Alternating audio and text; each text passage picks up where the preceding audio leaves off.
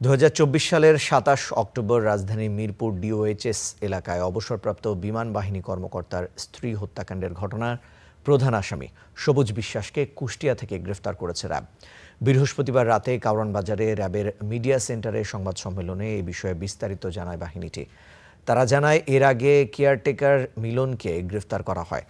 আরেক আসামি সবুজ বিশ্বাস, যিনি সে সময় ভিকটিমের গাড়ি চালক ছিলেন, ২ বছর আত্মগোপনে থাকার পর আজ কুষ্টিয়া থেকে তাকে গ্রেফতার করে র্যাব।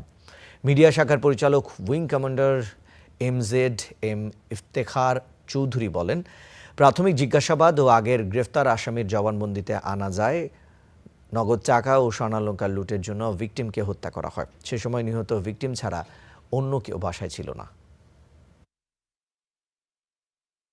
গ্রেফতারকৃত মিলন এবং অপর আসামি ড্রাইভার সবুজ বিশ্বাস বাসার স্বর্ণালংকার ও নগদ টাকা লুটের উদ্দেশ্যে এই হত্যাকাণ্ড ঘটিয়েছে বলে তদন্তে প্রমাণিত হয়। কুষ্টিয়া জেলার সদর থানাধীন কোর্ট স্টেশনের সামনে অভিযান পরিচালনা করে উক্ত হত্যাকাণ্ডের সাথে জড়িত ওয়ারেন্টভুক্ত প্রধান আসামি মোহাম্মদ সবুজ বিশ্বাস অর্থাৎ সেই সময়ের কর্মরত ড্রাইভারকে গ্রেফতার করতে সক্ষম হয়।